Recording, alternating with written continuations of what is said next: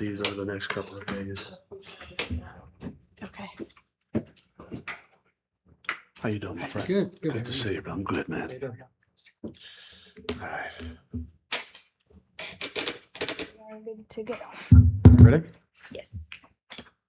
All right, calling meeting to order. Today's Tuesday, June 16, 2026, 5 p.m.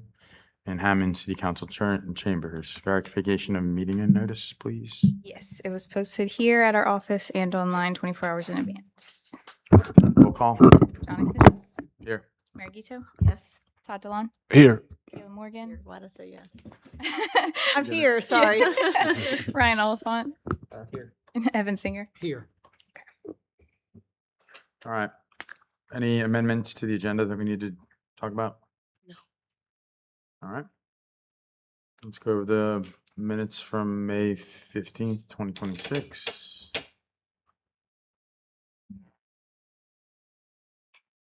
Anyone see any changes that need to be made? Oh, I was absent. So.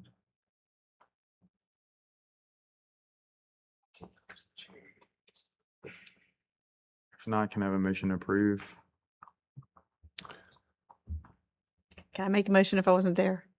You technically can. Okay, I'll make a motion to approve the minutes from May 15th, the May 15th meeting. I'll second. All right. Johnny Stitches, Yes. Mary Gito, Yes. Todd DeLon, Yes. Kayla Morgan, Ryan Oliphant, Yes. Evan Singer. Yes. All right, next up is the financial statement for as of May 31st. Anything notable that we need to talk about? Evan or whoever wants to. Hotel building finished paying off their loan. Mm-hmm. See that reflected on the statement of financial position. I know that when the decision was brought before the board to approve the wayfinding signs coming out of the residential accounts, those project accounts were added on here. There are a few items that are on the statement of revenue and expenses sheets that don't have any numbers listed next to them, but they are technically project accounts. So I did talk to Lauren Smith today, just to make sure that y'all have a full picture of those project accounts. Basically, those are funds that have been budgeted for in the past, or they kind of exist outside of our operating budget. So like a lot of these down here, like the farmer's market, SNAP expense, farmer's market expense, this one here, these are project accounts, SNAP contribution. So I'll just be kind of like cleaning up some of those account numbers so that the project accounts are accurately reflected on this page. It doesn't affect any of the numbers that you see, but it's just kind of a reporting, reconciling the reporting and the terminology. This is basically with only 1 month remaining of our budget. You can kind of see where we're sitting at. I do need to do a couple of budget transfers, which is an activity that I usually do at this time, so that everything kind of balances. But as we usually do,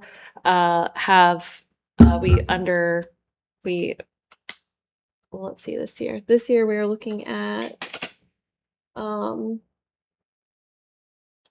bringing in a little bit less than we projected. We're at 516 right now in total revenue. We have projected 571, and a lot of that discrepancy is related to our events. And then in terms of expenditures, basically we drastically underspent.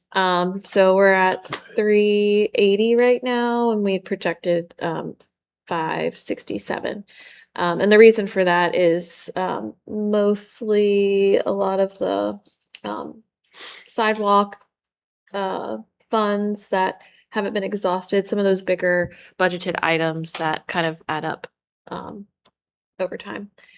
But overall, I mean, in terms of the budget, we're still looking at rolling over at least 136,000 into our fund balance for the upcoming fiscal year.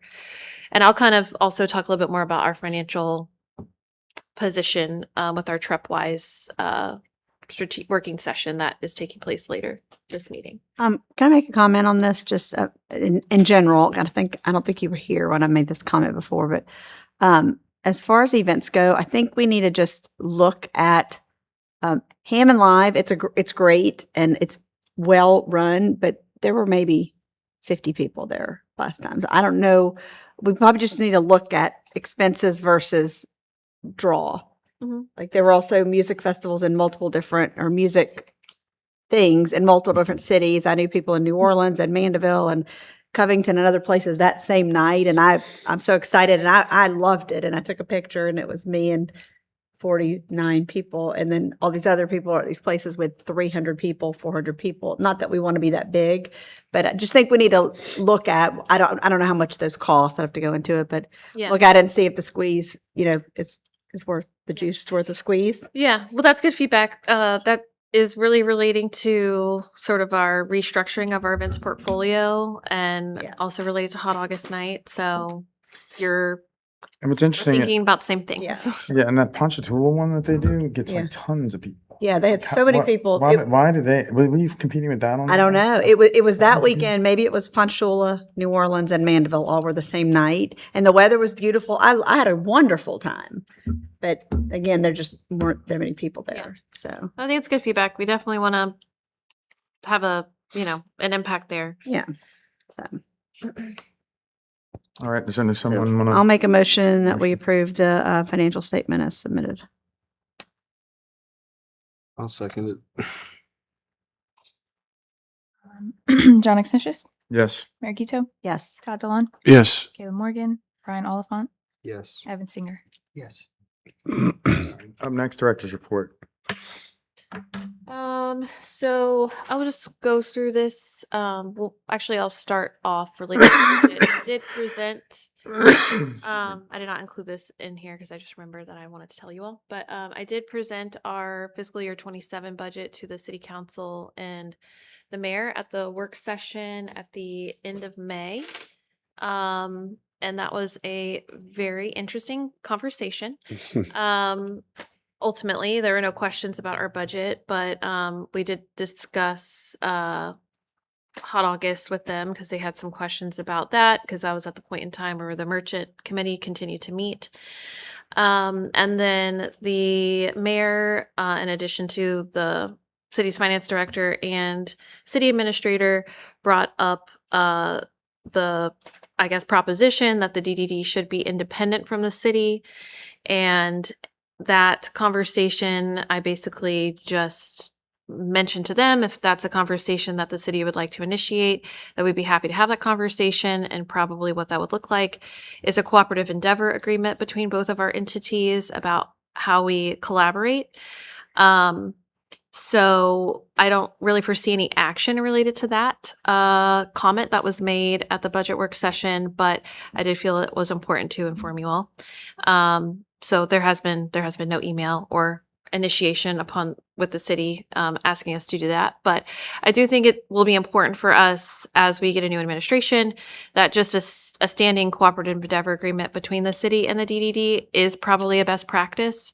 I have asked for it in the past, but I think it just allows both of our entities to understand how we collaborate. So that's just kind of a verbal update there. We did go ahead and move forward with See My Legacy. It is $2,225 a year annually. Marketing committee took a look at it. We've also been working with Antoine Marketing and Design on some website updates, and this as a software to help us organize our forms and replace our directory on our website to make it more user-friendly. I think there's a lot of value with this software that we're going to be using. So we will be rolling that out over the next couple of months. For those who have been on the board for a while, you probably remember that I've been going through the Certified Louisiana Economic Developer program. And that program basically has been terminated, and the Louisiana, the lead, which is Louisiana Alliance for Economic Development. They have rebranded, they've restructured things. So instead, they are offering this Leader Master Practitioner certificate for all the completion of the courses that I've done. And I'm still in the process of becoming a certified economic developer with the International Economic Development Council. So it's an update there. The DDD actually is turning 40 years old on July 8th of this year. So 2 years ago, our Main Street program turned 40. And this year, the DDD is turning 40. I did not bring we have the statute framed in our office. I meant to bring it, but I didn't. But if you go look at our statute on Louisiana State Legislature, which I know everyone frequents in their free time. Was just on that this morning. You'll see our date here. So July 8th, 1986 is when it was signed into law. And as a part of that,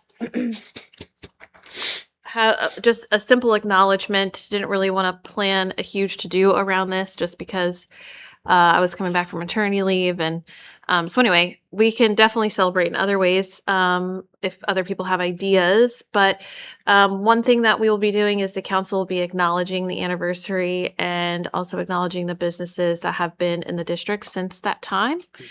Councilman Andrews expressed some interest in acknowledging some of the longest standing businesses in the district. And I've offered to him, how if we could tie these two things together so that, what he was looking to do kind of had a little bit more purpose. And this is the direction that we've kind of been moving in. Is Dave's Automotive not on that? They haven't been here 40 years? What's that? Dave's Automotive. Have they not been here 40 years? Oh, they probably Yeah. have. Yeah. So that's one thing I was like, this is the list I have so far, but I know I'm missing. That's what I was wondering, like, do we have, I wonder if there's any official, I just hate to leave somebody out. Yeah. You know what I mean? Like, how do we make sure we're covering all the bases? Can you add Dave's Automotive? So Brady's, Cutting Corner, Holly and Smith, Brown Door, Crescent Bar, Lee's Drive-In, Johnny's Downtown, First Guarantee Bank, Menino's, Cash Quadrant and Gas, Seal and Ross. Seal and Ross. Hmm. And I was curious what y'all thought about including the historic district. They're more of a entity. There's organizations listed here. So the Chamber of Commerce, the Arts Center, TARC, First Christian Church. I do believe that there's probably one or two other churches in the district. And then, I mean, I think you should. yeah. I had to go into effect before DDD was in place. Yeah. Mhm. So my plan was to start doing some outreach to the businesses, like the meeting. So the meeting is going to be on the 23rd. That's next Tuesday. Councilman Andrews asked for that date. I did say, I'm not totally tied to it being super urgent. We can even just do it in July, one of the July meetings, so it's not rushed. So I was going to get this list together and then circle back with him tomorrow. Potentially, he would consider doing it just later in July. Hey, has Benny's Bar been around as long as Crescent? I thought that was old as hell too. No? Yeah, I didn't put Benny's on here because I had a note for that one, but I guess I took it off. Benny's, Kelly's, Benny's, that's something There's I a need to different figure name. out. Okay. And I think I texted Tina, but she's been out of town. So yeah, Benny's. So yeah, as y'all think, just let us know. I definitely want to make sure we don't miss anybody, which is why I wanted to bring it up. Okay. You're walking down, is everyone walking down the street? I am in my about all the brain. places? I'm Yeah, going, me too. Probably the Livingston. the banks. What banks we got? We got First Guarantee. Is there any other banks within the district that have been sitting there for a long time? I would have to Yeah. Sorry. figure that out. Okay. Investar Bank. We have to do this American now. Bank, Yeah. Hancock Whitney. Hancock's been around for a while, but they technically moved and merged. Yeah, that building's, Yeah, I don't know if they've been in that location. they have not because they took over Parish National. So back way, they haven't even been around 20 years, I don't think. So as y'all think, do let me know. I'll be heading out of town for the Louisiana Main Street Summer Meeting next week in Minden. It also happens to be the same day as a state DDD Director Forum taking place in Baton Rouge, and I will have to go to the meeting in Minden, but I'm going to tune in virtually for this DDD Director Forum. It's directors and staff from the Baton Rouge DDD, New Orleans, Lafayette, and I think one or two other places, but we're the smallest DDD that is a part of the group so far. Whitney, I can't remember her last name, but the director of the Baton Rouge DDD has included us in. Do they, And even though we're the smallest, do we get more funding than them? I don't think we get more funding than them, No? but I truly don't know where their budgets land. Okay. We are doing Southeastern orientation presentations throughout the semester, throughout the summer. We do have a conference coming to town. It's going to be July 13th through 15th. The Southeast USA Spotlight Conference. It's a travel conference. Basically, any person that owns like a tourist attraction, campground, places like that, they come together for these conferences and they kind of like negotiate packages for other types of travel agencies. So I'm not fully abreast upon it, but Tangi Tourism basically they like did a bid for it to host it. So they will be here in downtown Hammond those days. And Ashley, remind me what we're doing for it. Oh, we're they asked for a list of restaurants that are open on Monday. I mean, I think she's going to give us more details as it gets closer about if we want to like what ways we can participate, but we'll be giving them some of our downtown Hammond t-shirts and some visitors guides and some Monday's the worst day for restaurants. That sucks. yeah. But I mean, honestly, more than you think we're open on Mondays, but yeah. Yeah, so that's going to be coming to town. Partners in Place, which was something that occurred before I left for maternity leave. The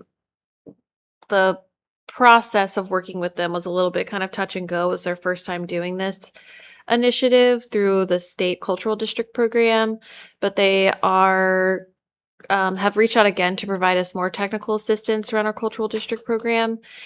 And so as I've just said, sure, we're interested in learning more for a phase 2, and I will let y'all know what that looks like as they give us more information. Ancestral artistry documentary screening is something that Ashley has been working with Heather on at the historic district, and a September date will be selected. I don't know if you'll selected one yet. No, it's going to be, she's coming to our events committee as we Okay. discussed the Yeah. other day. So it's Ashley's departure, obviously. We'll just kind of be keeping that connection going. Those are active contracts right now. No real big updates there. So that's my report. Okay. Up next. Staff. So as you all know, I am leaving after the end of this month. June 30th is going to be my last day. I accepted a position with the State Archives in Baton Rouge, so I start on the 1st of July over there, and then basically I will just be for the next couple weeks wrapping things up, making sure those street signs are fixed, and giving Michelle Jerome's contact. He's the one that we've been reaching out to kind of like work on that. They've been kind of busy at the streets department lately. So it's been a little tough to get them to prioritize that. But, and then I already got Michelle in touch with the ASI team about the wayfinding signs. And then another thing that I'll hopefully be able to wrap up is the last round of bricks, making sure they get installed. They already have been ordered at the engravers, so they said about 10 to 15 business days, just so you know what the timeline is on that. But yes, and just basically making sure that Dara and Michelle are aware of any upcoming things that we are going to have next month before I leave. But yeah. We had set some goals on your onboarding, new businesses coming in. Can we make sure that that's like a I'm gonna I don't know whether if it was left off anywhere or if it. yeah, I'm gonna type up some of the ideas and give it to Michelle so she can kind of tweak it and we can look at that together before I leave, and then that can maybe be something that the new assistant director assists with. Tomorrow we have a staff meeting, so we'll also be discussing like more of the administrative Yeah. things that we have to do transitionally. Just in the interim while we don't have someone in the role. But Do you have any people that, just from your interactions in y'all operations that you are targeting, you know, for Candidates. for job? I have some ideas. Yeah. Yeah. Yeah. I do have some ideas. Some people have expressed interest. Yeah. So I don't know if you want me to say that now, but yes, I do think that we will have no shortage of candidates. Okay. Yeah. But I'm very happy that Ashley joined our team. Whenever we started working together, working on the history exhibit panels in River Park, and it just kind of all transpired for her to join the team, and it's been really great to continue working with you, and also just to see you. Like I think I said somewhere, I was like excited to see you grow, and go back to like your roots of history and everything like that. We even were like, we started like dreaming a little bit. I was just like, what if the state archives wanted a Louisiana location and we could like be that as a platform to have this museum eventually in time. So, you never know what opportunities will present. So very happy for you. And I like also love the state archives too. So I think it's going to be really great for her. Great for everyone. So yeah, Dara is had an accident. She actually slipped and fell and is injured. So she is not here today. She had to take sick leave, but her report is in here. And I'm not fully prepared to deliver it, but if you would like to take a look at it and ask any questions, we have just like I guess just a little bit of an update, which will kind of tie into the Trepwise thing, but I've continue doing one-on-ones with all staff weekly, and then we have a midweek staff meeting. So Dara's kind of coming to her one-on-ones, and we're having discussions about what the content is for that week and then projecting out. We also do have interns that have started with us. We have 3 interns that have started with us. And so that's going to help us kind of have a little bit more boots on the ground from a content creation standpoint, like having people go around, take photos and videos. And even with Ashley and Dara kind of been handling the management of them. So that'll be something that we figure out in this transition as well. But that is Dara's report. So I'll just kind of leave it at that. Okay. Okay.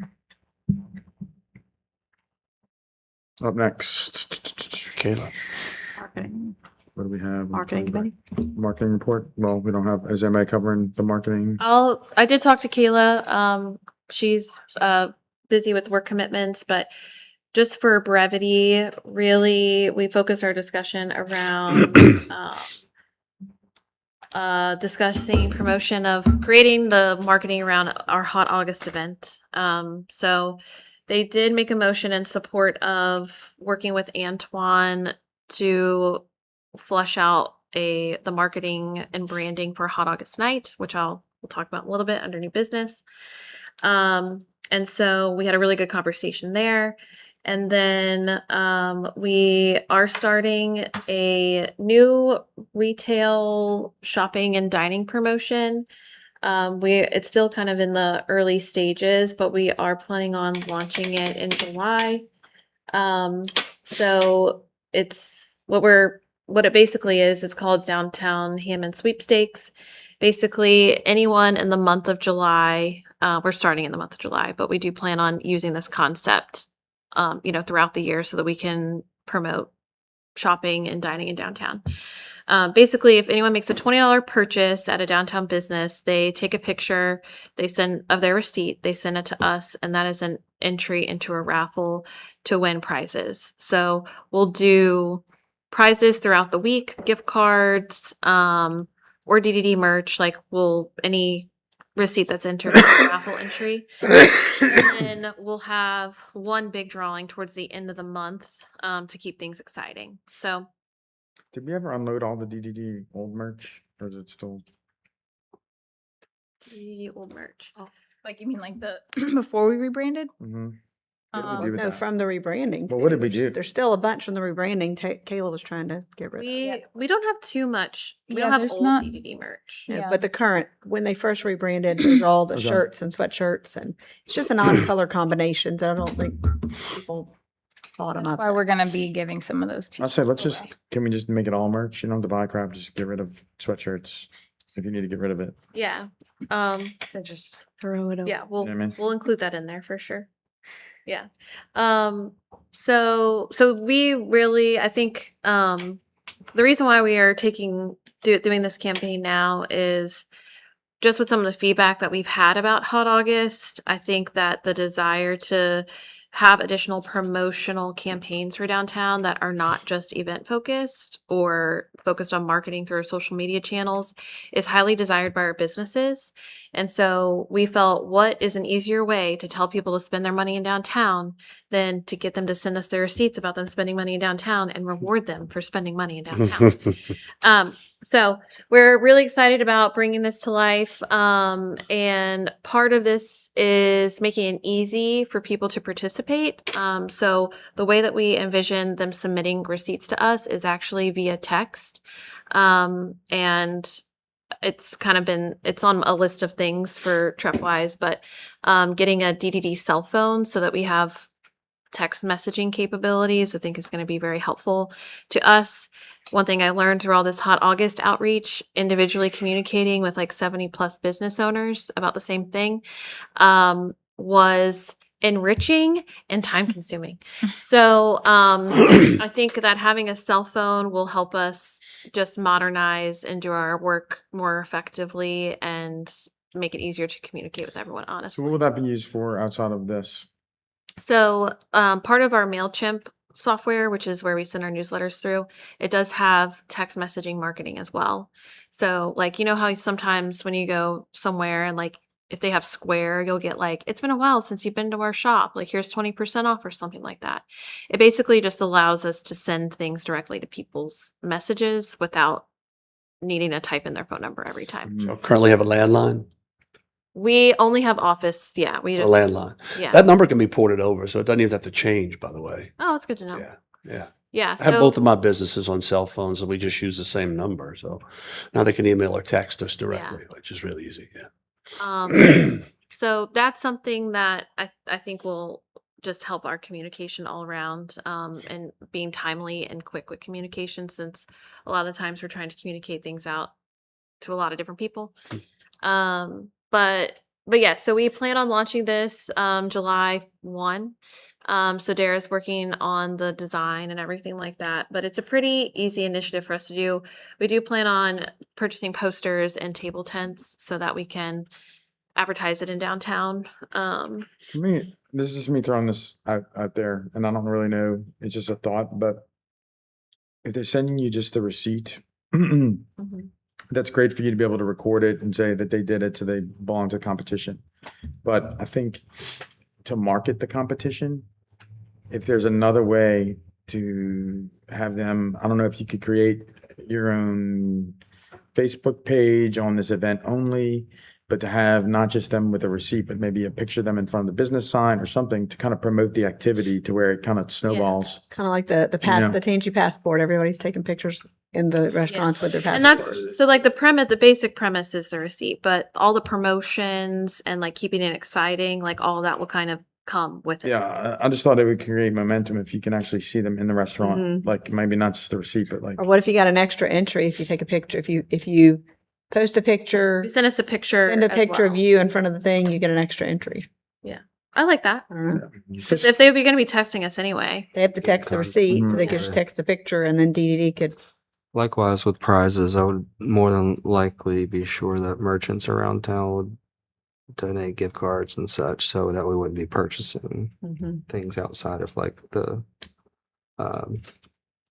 wearable stuff that we Yeah. give. Yeah, merch. That's what I was looking for. Sorry. Yeah, so that's that was something discussed at the marketing meeting. Yeah, that basically summarizes the marketing. Okay. All right. Next up would be the design committee. So the design committee's been very busy. We had a meeting with, our design team, McKnight Landscape Architects, CEG, electrical engineers, and the civil engineer was not able to be there, but we reviewed a 50% set of the infrastructure master plan for downtown. It was a working meeting. We had some, concerns afterward. The big idea from the team, which it's led by a landscape architect, he wanted to put the park back in parking, and he basically wanted to turn a bunch of parking into parks. And we called him and said, you can't do that. You can't do that. We can't lose parking. Yeah. I don't, do y'all want me to go through it, or would you rather just, I mean, Just give us the 50. it's changed Yeah. tremendously, but the idea was they basically broke it. They looked at existing land use. You can scroll up. They broke downtown into 4 quadrants. Let's go to the next one, please. Sorry. They broke it into 4 quadrants, which the names are changing, but just trying to name it like South Cape District, North Cape District. Some of them already have names, so we're coordinating with them on that. But like Soho in New York City, it's just like, it's a cool name. So what if it was Soke or whatever? Anyway, breaking it into quadrants and then addressing each quadrant. So you can go to the next one, Michelle, or Ashley, whoever's doing that. And then looking at, at intersections. So the intersection traffic calming measures designs have been done. This was looking at prioritizing which intersections need to be like the highest priority, high design, right at the central hub, Oak and Thomas, those areas. And then as you go out, maybe it's still improved, but it's not as high design or as many things are done. Maybe it's different materiality. So just that was looking at the intersections. You can scroll to the next. And then just taking an example block, an example intersection and block to study. You can go. And again, there's, just kind of looking, there's Menino's and the post office, and just kind of looking at how does that work with trees and shrubbery and sidewalks and lighting. I don't know that the lighting is shown on this one, but again, this was just preliminary conceptual, but looking at a block. Oh, and okay, wait, down below. So you go ahead. This is a blow up of that. This would be like in front of the Crescent and Lighthouse, that's where the grading difference is. And so looking at, what if that whole thing is just brick steps? So there's not a big wall with planters. The businesses don't want the wall with bushes because people just throw bottles in them. Yeah, of course. So what if those were big steps with some planters with trees, but that way when you get out, when you park, your car door is not going to hit a brick wall. You can actually sit on the steps or use the steps. It just created a more inviting space. It was just, they're just kind of studying that. They're still studying how the lighting would work there right now as well. And then you kind of get a hint of some of the traffic calming on the right. That's one of the intersections. Okay, can keep going. Again, well, this was an idea. They wanted to create these little parklets. This would be like in front of Benny's, or what if you took a parking spot and made it seating? And that's great. But again, traffic, it's a state highway. We asked them to relocate that somewhere else. And then they started looking at parking malls. This is where they wanted to put the park back in parking. You could see the railroad track in the middle. This would be Kate and Morris. The Thomas. This is Brady's. Where? Chief. This is Brady's. This is So Gina. this is being revised, but what they wanted to do with this was, you could see kind of left to right, they wanted to create a big axis of, and that's permeable paving, but also it would create, more of a park-like atmosphere crossing from one to the other and kind of connect them. The other thing, which I liked a lot, but anyway, this green would be some kind of low shrubbery, like boxwoods or things that don't take a lot of maintenance. But what if when you walked out of the business, there was some type of greenery, so you're not just looking at cars? What if it made it nice, And so the issue is that the parking spot. Well, the issue is here, right now on Kate Street, it's pull-in parking. they've taken that away and made it all parallel on the road. So you lose like 24 spots. So we called them and said, you can't do that. So they're revising this. Let me ask you a question. Yeah. Has there been any count on the off-street parking that is available? Yes, that's what they're doing Okay. now. Okay. Also, what this did is, I'm sorry, it created sidewalks here and here. So there's the railroad track, there's greenery, and there's sidewalks that would connect the whole way on this side and on this side. Because currently, yes, set back from the road. Currently, you have to walk behind the cars to get through the parking malls. That'd be great. So it would actually create those sidewalks. So again, they're kind of Adjusting it. they're revising this a little because we told them you have to do the parking counts. And then Jeffrey Smith actually did the parking counts and he called them and said, this loses 20 spots per thing. You can't do that. Put the parking back. We can still beautify it and make it nice, but we can't lose the spots. If you Well, lose- I'm curious. I mean, I know we're going to gain some new parking with that park. Correct. I'm curious, not street parking, but how much off-street parking does our town have between the railroad and by PJ's and Yeah. the one at the park? I would love to know that because Yeah, people like they to- were just looking at these. they were just looking at Yeah. what's on the street. What's there now. Yeah. Yeah. But I'm just curious of the ratio because I feel like we have tons of parking downtown. We have so much parking. We have. People and just are spoiled. Our just concern lazy. is that if we go That's what it is. present to the city a plan that reduces the city and the businesses. If we present a plan that reduces parking, everybody's going to revolt and they're going to squash the whole thing. Because I know some businesses have already complained. I agree with that. I don't think the merchants are gonna Right. deal with that at all. Yeah, no, great.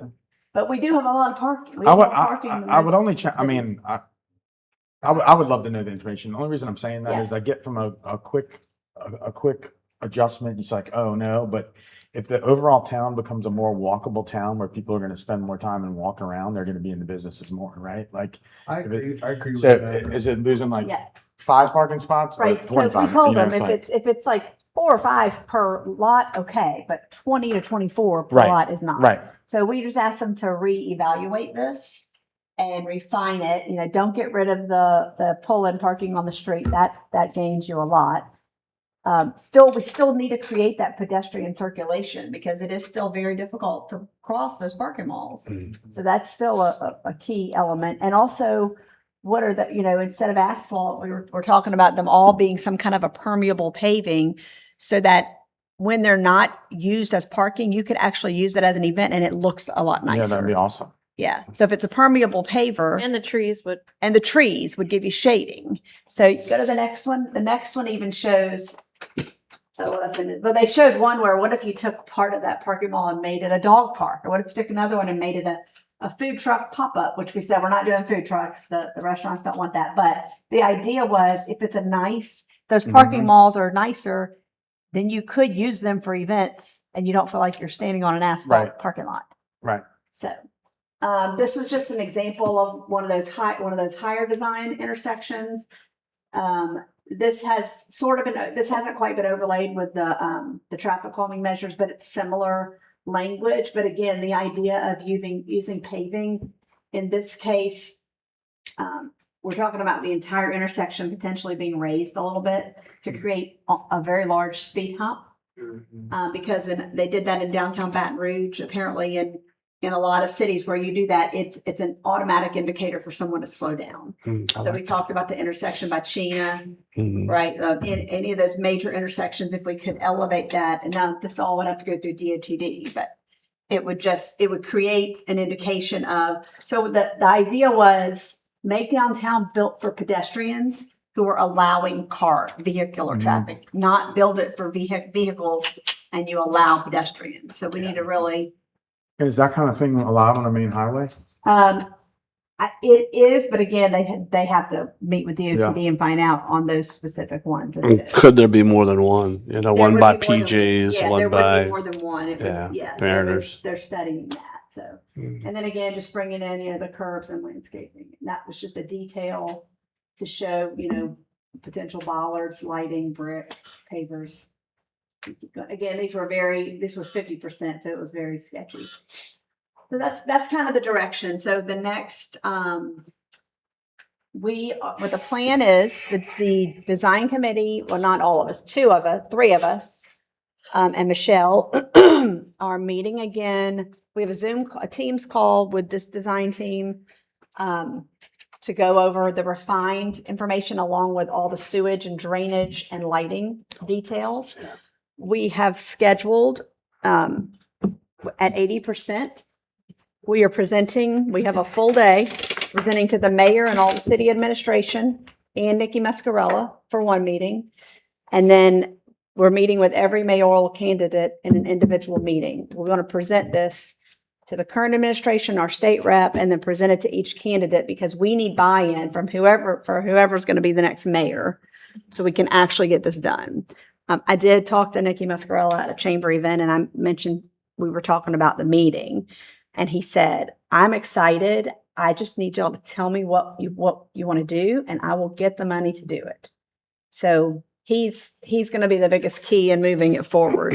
If we get the money, what type of lead time does it take to start to finish? Well, these kind of you'd things have, done? we have to we're going to have pricing with it as well in this, and it would be priced by block. So there would be a price for a parking mall. There would be a price for a streetscape. So Thomas between Oak and Railroad, Oak and there'd be a price for a block streetscape and then a price for a parking mall. We're thinking, like for instance, he just got $200,000 for the intersection improvements. That may cover 2 intersections. So when we meet with him, we're going to say, which 2 intersections do you want to do first? He got the money, and then I've talked to Charles about it, and Charles said, that's fine. If they tell us, then the city would take it and get the construction documents and get it implemented. So the way, so I don't know, lead time, the plan would be, the design committee would like to start with the grass lot by Kate Street Seafood. I know the city's working on expropriation. We were trying to follow up on that because that's an empty lot. That could be a model. So you're not losing any parking while you're doing that construction. You go ahead and do that, or that, and as well as the other side of Kate Street, which is the parking mall on the other side of the pavilion. Potentially, maybe you do that first, and then I don't know. It depends on how often they can get money. Well, because I just didn't know So, I mean- if as part of this, there's a recommended plan of action and of implementation. phases of implementation. There will be. And where's the It's not funding there come yet. from? What's that? How's it get funded? That'd be Nikki. So the state representative said he would get the funding, Awesome. but again, it's going to be in phases. It's going to basically be in blocks. It's fun. So, but we think once one is done and people see it, Yeah. you'll have a lot of buy-in, and then it's going to be, I don't know, maybe the city could help, but Other- Very Which cool. quadrant do you think you would do first, Mary? Which would you? well, it wouldn't be a whole quadrant. So it would literally be a block probably. Okay. So, but I don't know. That's what we need to discuss. There's a big concern about the Thomas and Oak, the intersection. So that, and like the implementation of the traffic calming measures along with this, because we already have the money for the traffic calming. We don't necessarily have the money for all this. We have the money for the lighting. So that's what we need to talk through is like how it's going to be implemented. Do you have any feel for like how much a block would cost?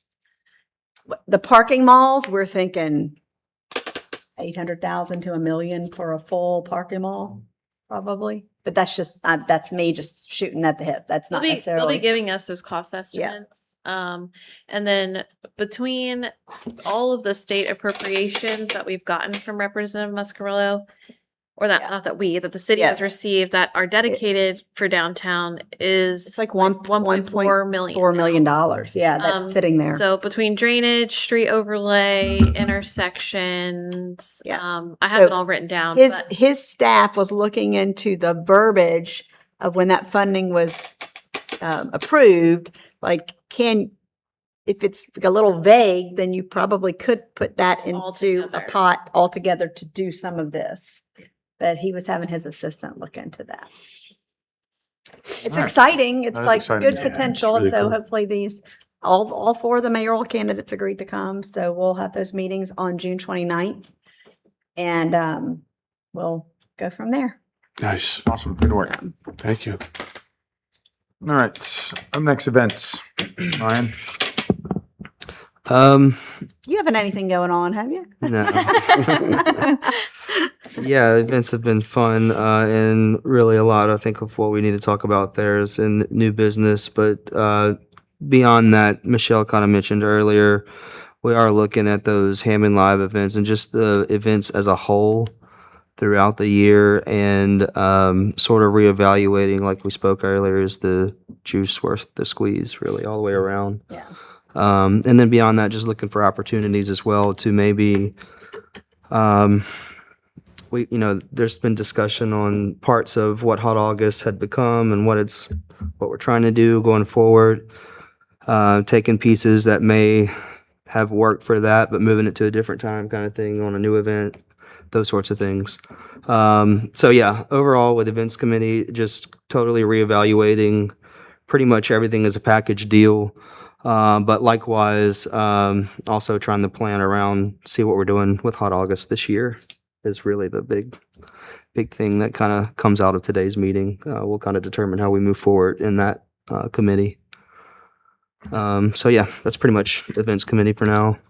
And something for me just to say, juice worth a squeeze. When I listen to, especially for Hot August and stuff, if everybody's talking a different language, it's kind of hard to find out if juice worth a squeeze, right? Because that event serves a lot of purposes, not just immediate money for whether it's the immediate money for the restaurants, immediate money for the retail people, or stress on the retail, but it's also an overall shine on our town for people to know that we're even here for every day of the year. And people are talking different languages based on what their needs are and what their stressors are, right? That's true. Like, so how do we clearly evaluate that? And what, I mean, We have for Hot August. You so just that- kind of listen to everybody, which yeah. I'll say, look, Michelle more than even I, we've been on boots on the ground, really like taking it all in. And no, we can't always make everybody happy because, like you said, like we're not always speaking the same language all at the same time. But likewise, that's kind of where I come back to looking at maybe splitting up some of these things into multiple, avenues, trying to sort of cater to the different language was being spoke. Yeah. But yeah, overall, it's just, we're constantly, what we've been doing over the last few weeks is just constantly trying to get any type of feedback we could, pushing for it even, So I think that's a big thing going forward with any and all the events and it kind of really mirrors back onto the other committee, and specifically the Merchants Committee and probably the Residential Committee, on really pushing for in those committees what the real feedback is. What is all of the different things being said so that it can all really be taken into account and not just the loudest person in the room, so. And that event is for everybody. It's not just for and that I could saw the tension there. And people get different things out of it. Yeah, I think it's important throughout the year to do more niche events that will support different types of businesses, but that should be an event that's like the shining star for the whole town, ultimately, in my opinion. But anyway, okay.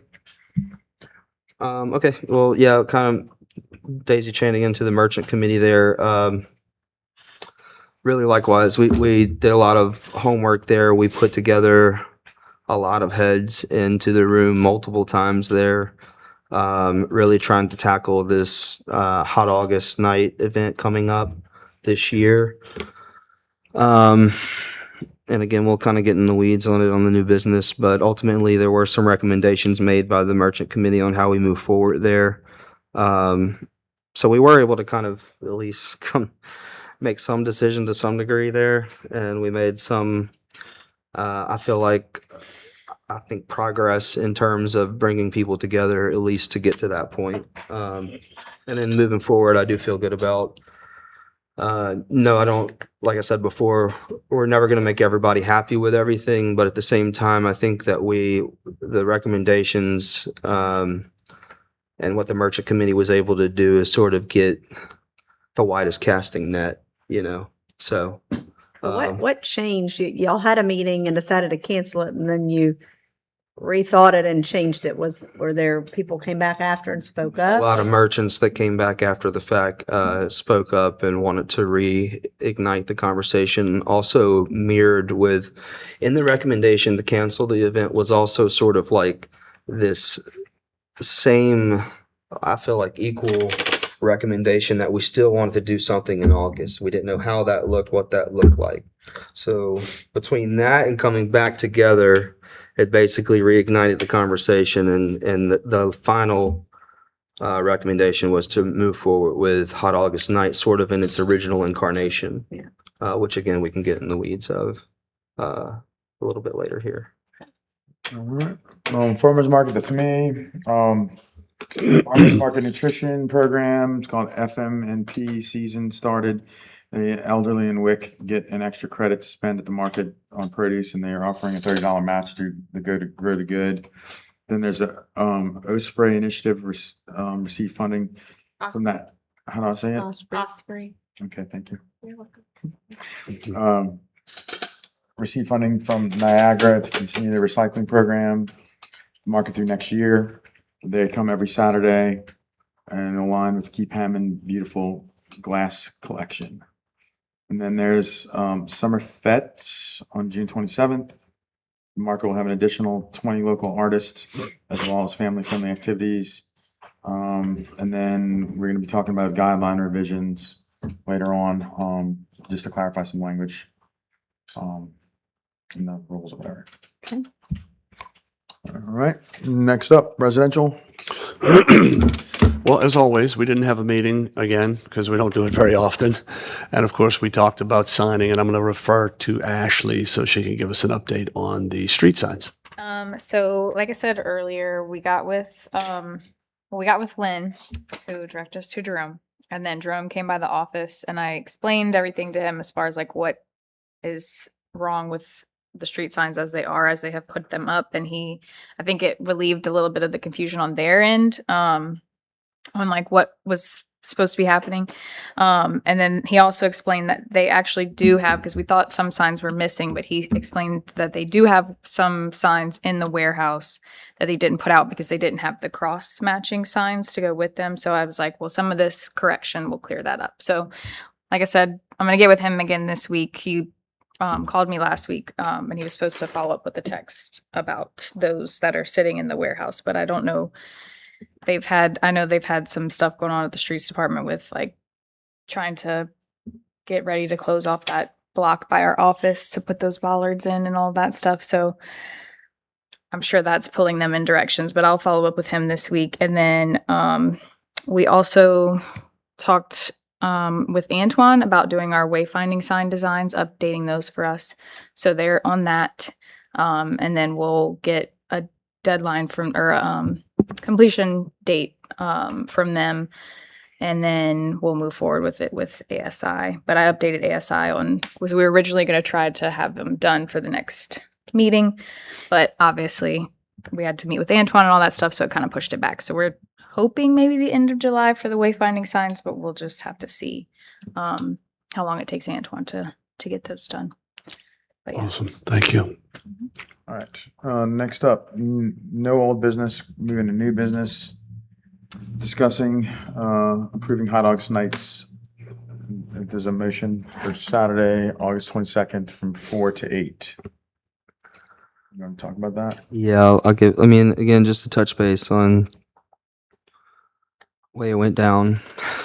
Well, can I just say something real quickly? Yeah. What you have attached in your packet is basically all information that you would need to be able to make a decision. Ryan, just if you want to reference, we did put the motions in here that the merchant committee did make. Okay. They met 3 times, and motions were made at 2 meetings. And then the marketing committee also met. So you'll see those referenced here, just to kind of support you in your narration. And this is interested in actually like participating as far as how, just if they want to be on the wine walk or Well, what was that? Ryan, do you want me to kind of like go over this or? Sure. Why don't you give the logistics of it? Okay. So with all the meetings that we had and the journey that we've taken in trying to finally have the discussion about Hot August that I feel has really been deferred for like 15 years. You know, a lot of people have not been happy with the event. Our reason why we switched over to the stroll was a response to try to make more people happy, but really it was trying to make too many people happy, and it really wasn't serving anyone. And so when we go back, we take a look at all the feedback that we've gotten, simplifying things and drilling it down to being a one night event for 4 hours and renaming it Hot August Night, I think really is the consensus that we're hearing from people is favorable. So in doing all of the feedback and trying to talk to businesses, really, I mean, I communicated with 63 businesses. When I asked them would they be interested in hosting it, it would be this ticketed tasting tour, which is basically when Hot August Night got started. That's what it was. It was a wine tour. Businesses had open house. They had artists or they had a musician, and that was it. Like that was all the event was. And that's what we're proposing to do this year to bring it back. Very simplified. So we have 32 businesses that have said yes, they'd be interested in hosting that tasting tour as a part of Hot August Night. No, 6 businesses, 9 businesses said maybe, and then 16 had no response or just no follow up. And I really didn't have time to really go back and follow up with them. But at least here you can see that we at least have 32 businesses that are interested in hosting this event with this scaled down format. And through that process too, Antoine Marketing and Design and UMS also interested that they were interested in sponsoring it. So there still is interest in hosting this. We do think that the scaled down format is going to address a lot of the concerns that the chief of police has brought to our attention and the city administration has brought to our attention. I also think it's important to note as well that with this shift, basically Hot August Night is a ticketed event. It is no longer promoted as this full day attraction for downtown. It will be marketed and advertised as a ticketed event. And the number of tickets that we can sell depends upon the number of businesses participating. So right now with that participation, we would anticipate between 400 to 500 tickets being sold. What we have discussed from a marketing standpoint as well is, a lot of the negativity that I think that people have said about the event has come from not things that we've been doing, but kind of like the crowd that has been attracted to the event. And in the journey of us talking about it, we really felt that the crowd that was attracted to that we were attracting is because we had all these free offerings. We had these free stages. We had all these offerings for music. We had vendors. We had a car show, Kid Zone, which is not to say that we don't necessarily want to have Kid Zone, but the event was kind of, there's free activities that we're offering there. So scaling that, removing all of that, going back to the basics and really talking to the people who were around when this event got started, folks like Johnny Chauvin, all the folks over at North Shore Media Group, Kenny Kropog, Daryl Kropog, they really said like when the event started in the late 90s, that very simple format, it was effective, it was helpful for their business. A lot of people got their start at Hot August, so it was really a platform for these businesses to be like, well, I'm here, and to have that exposure that the town needed, but also these individual business owners needed too. And even people like Robbie Klein now, who has a photography studio here in Hammond, he talks about Hot August in a way of like, I looked at Johnny Chauvin's like photo gallery, his gallery that he had, and was inspired to kind of do the same thing. And so from a marketing standpoint, I mean, we lean into those nostalgic components. We talk about why the event is good. We talk about the good tradition that Hot August Night has been for Hammond. We can control that narrative. We shift it to be a ticketed event. And I think that we're more strategic in our marketing, and having help from Antoine will certainly benefit us, I think, in that direction, to bring it back to not only what it was, but also for the town, but also for our businesses too. Now, that obviously doesn't mean that it's going to serve the retail merchants who don't want to participate. Anyone who doesn't not want to participate, they don't have to participate. But we do at least have 32 businesses who want to do it. And I think that it's worthwhile for us to say that the direction that, with being the people who host the event, I felt part of our due diligence was to ask as many people as we could from the businesses if they are interested in hosting it. And if they're not, and trying to balance the comments and opinions that we get from the public, we've had to focus the conversation in on the business owners, because ultimately that's what we're asking them to do. We're asking the business owners to host it. I have a So- question. Yeah. If it's not a free event anymore, but we're having live music on the Margaret Welter stage, like is So that's just one small addition. I mean, we'll be doing the ticket check-in there anyway, and it's Will Vance and the Kinfolk, so it's more or less like a Hammond Live event.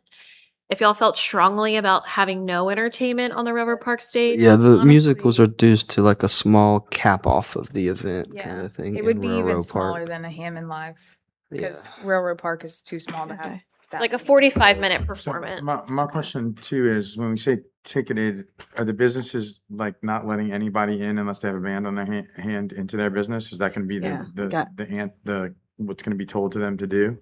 So Hot August Night is being hosted on Saturday, August 22nd from 4 to 8 p.m.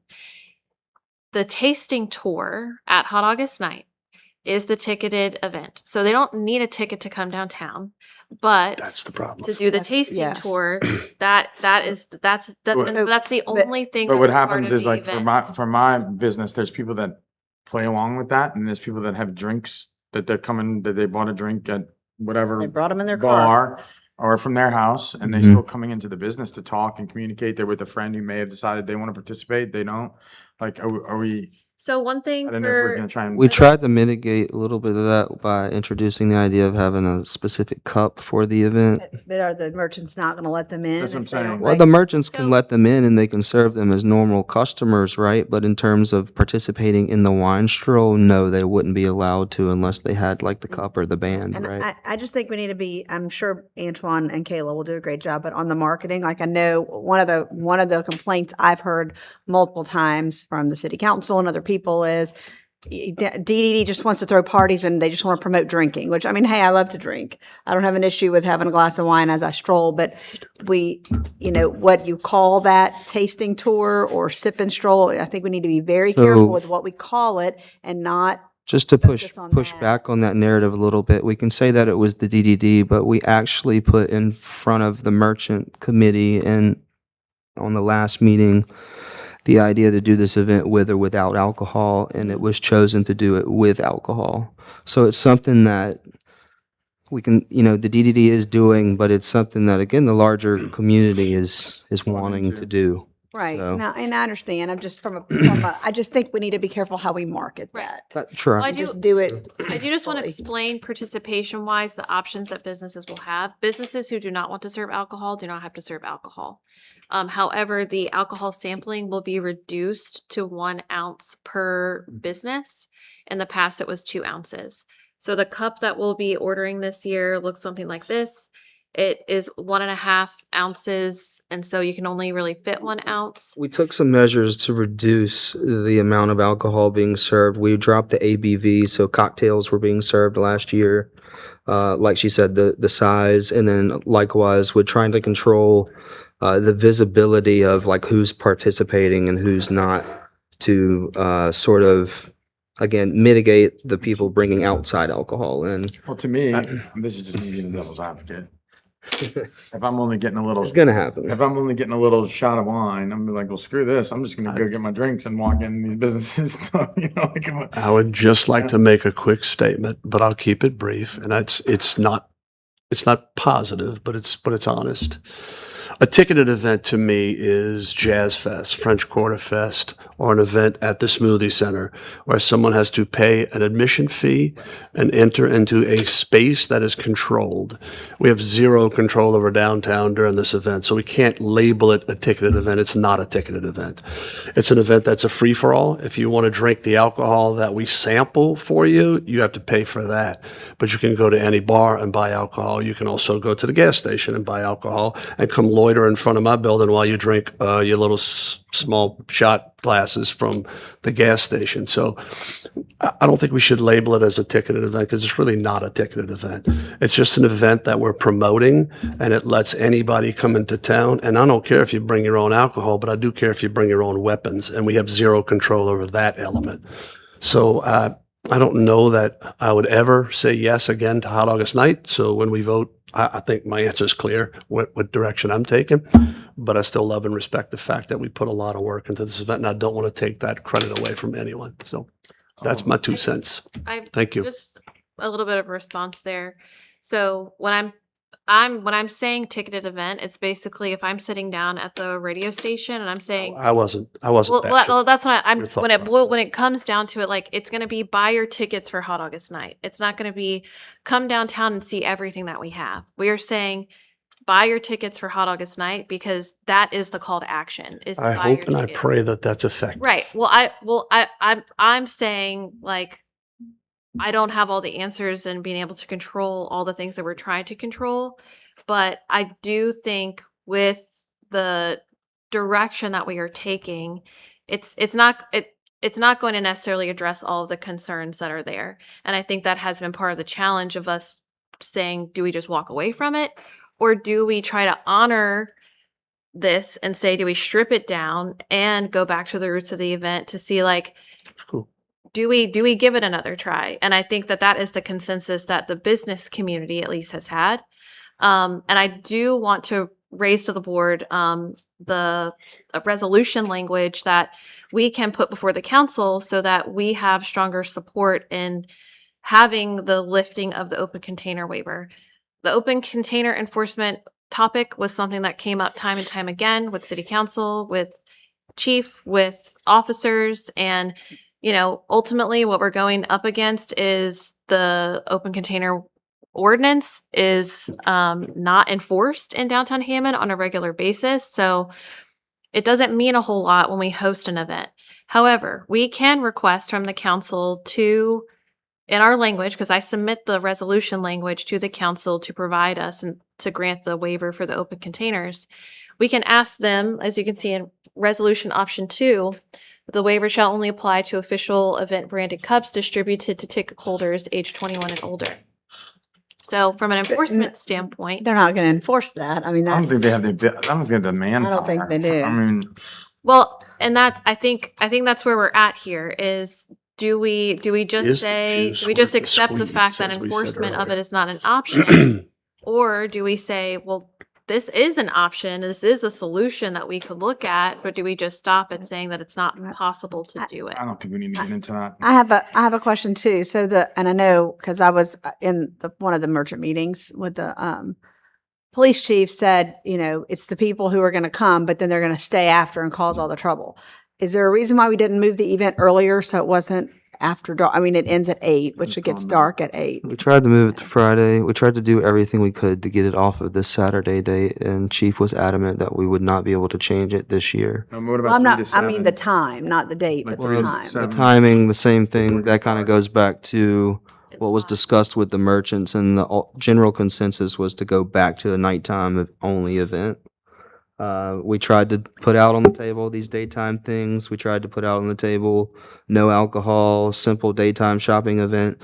Merchants, again, consensus was that's really the last thing, which is to restore Hot August as it was to a nighttime event. So music, is it going to be only allowed? I mean, some businesses can't really fit a band inside. It depends how big their business is, but is music going to be required to be inside, indoors? It Chief can't be on does the not corner? want any type of basically PA systems or amplified music. He's fine with having like a acoustic setup on the sidewalk. Right. But all entertainment would be hosted by the businesses. Hmm. Okay, so be communicating with them that it needs to be inside their walls with no. Yeah, and anything that wasn't acoustic would definitely be subject to the police shutting them down, basically. So. Okay. So was the police chief amenable to this, or did he just not give a I mean, because before he didn't I want can tell anything. you, Was he? I can tell you that after, We went around in circles, and he was seemingly on board with what was last put together, unless that's changed. well, I talked to him after the initial meeting and he had called me to tell me that he was on board. And then. That he the mer- was? And then He the and I merch had the committee same voted meeting, to yeah. cancel it. And so then I don't know where his mind was. Well, yeah, that's what the last I spoke to him was about a week ago, and as far as I know, I mean, he was on board with it. So, Okay. Okay. So, that being said, I mean, because his thing again is he's closing the parking off down Thomas no matter what we do that day, because in his assumption, whether or not we do this, whether or not whatever we call it, whether we do it at night or day, the reality is that yeah, there's a propensity for some of that crowd to still show up. So he's still going to take those safety precautions no matter what we do yeah. on that day. Okay. Do we have any additional comments from our board? Any public comment? Do we have a motion on the table to approve the 4 to 8 time slot and with Hot August? I'll make a motion to approve Hot August night on the 22nd, 4 to 8. Do we have a second? I'll second. John Exnicius, Yes. Mary Gito, Yes. Todd DeLon, No. Caleb Morgan, Ryan Oliphant, Yes. Evan Singer. Yes. All right. Next up, if I could get to my thing, wait, I don't know. I got out of it. I can't get back. Help me out. What happened? Mary's got it now. All right. Facade grant application. Mary. I can talk to this one. This is First Christian Church, George Anthony. They've basically been just repairing and rehabbing. There's some before and after pictures. This was an application for, wait, let me look and see. They applied rust inhibitor and primer onto some of the metal beams facing the road. They painted the handrails. They did a light wash and scrape of the concrete to remove some mortar, and they painted the window frames, fixed some bad caulk. So they paid $2,150. They're requesting the grant for $1,175.83. And the design committee approved this to come to the board. All right. Do you have any? I'll make a motion that questions, anybody have any questions? Yeah, any I'll make a comments motion from that public? Okay. we approve the facade grant for 305 East Charles Street in the amount of $1,175.83. I'll second it. John Exnicius, Yes. Mary Gito, Yes. Evan Singer, Yes. Todd DeLon, Yes. Caleb Morgan, Ryan Oliphant. Yes. Okay. We have next up is a motion to appoint Ashley Nico and Kaylee Payne to the marketing committee. Does anybody want to speak on this? The marketing committee voted to recommend these to the board to add to the marketing committee. Ashley Nico is owner of Grit and Grace in downtown, and then Kaylee Payne is on Saul Rubio Enterprises team as a part of all his restaurants, and they both have really insightful marketing backgrounds that I think would benefit our work, and they have expressed interest in serving on the marketing. They came to us or we asked for them? I'm just curious. We asked We asked them. them. Yeah. We asked a few different people, and then, we had 3 people on the agenda, and these are the 2 that they chose. Okay. Do I have a motion? I'll make a motion that we appoint Ashley Nico and Kaylee Payne to the marketing committee. I'll second it. John Exnicius, Yes. Mary Gito, Yes. Evan Singer, Yes. Todd DeLon, Yes. Caleb Morgan, Ryan Oliphant. Yes. All right. Next up, this is a motion to approve some guideline revisions. This is just clarity in basically a guideline that was stating an encouragement to get to the market by 7:45. instead of, I think that's, is that? It basically specifies that they have to be ready to sell by 8 a.m. Because Adria found that it didn't say that before, but that was like the unspoken rules that everybody needed to be there by that time. But she wanted it to be Right, like that's the in hard writing line. in the guidelines. So that's just basically. Correct. So I So will. what's the revision? I can't click on it. What is it? What are we trying to say? So it would be vendors must be completely set up and ready for sales by 8 a.m. Okay. It's that addition.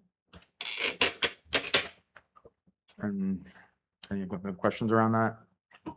Public comment?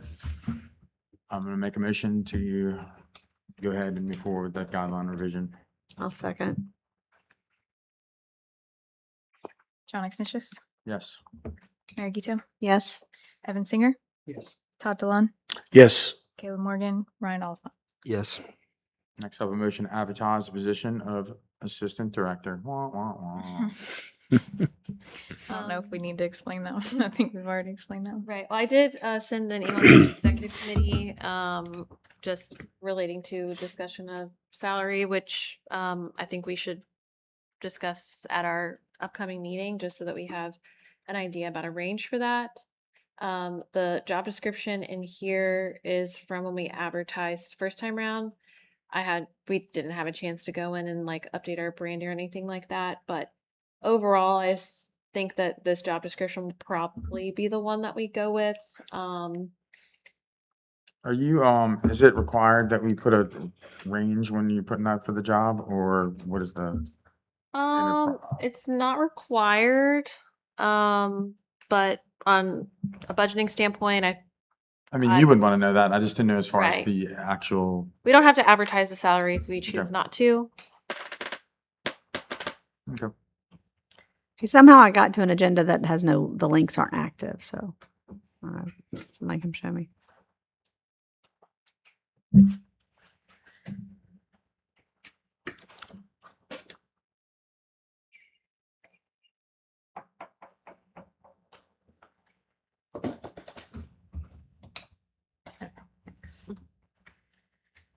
All right. Is there anybody else that has a comment on this? No. Where do we advertise? Where do we advertise? On Indeed, we did for the farmers market position. Indeed, I believe we did it on LinkedIn as well, or was it? Did We didn't do LinkedIn. No. It's on our website. We Yeah. included it in our newsletter. On Indeed, Okay. social media, I think as That's well. fine. Okay, and do we need to discuss what our process is as far as sifting out these people? Are you going to be interviewing them yourself prior to bringing them to us as the executive committee? After you pick your top two, maybe, or what? Typically what we I had a- do, We had yeah. a plan last time, and I don't remember. Yeah, typically what I do is I take applications, set up like a quick 10 to 15 minute phone interview just to see if they meet They the make it. qualifications. Obviously, I screen them if they meet the qualifications. If they don't, they're out. And then have a quick 10, 15 minute drill down from there to interview, have in person, depending upon how many applicants we get. I would like to like not do any more than like, I was going to say 5. Oof. Okay. 5 in-person interviews, and then drill that down to if y'all would like I think. for me to pick like the top 2 from My- an in-person interview. my thoughts are you should be able to sift out on the phone by asking a lot of questions if you want to get them there. You don't think 3 I in think person? 3. But I guess it depends on how many we get. I usually can. I mean, that's up to you. If you Yeah, I feel like know. you need to meet for 5 for 30 minutes to an hour to figure out if you like them, I can probably sit through that quicker than that. That's up to you though. But I think 3 is probably legitimate to have like a Yeah. deep hour conversation as a Yeah. goal. That's my thoughts. But and then after you did that, you would want. When would you bring executive committee in, or do you need us to come in during those, or do you want us to come in after you've gotten your person to just give you the stamp of approval?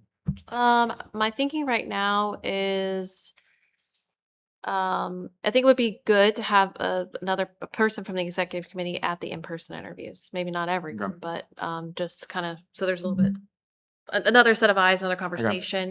I think that always helps. I agree. Okay. Okay. All right. So it's goal for 3. All right. So I'll make a motion that we advertise the position of assistant director. Second.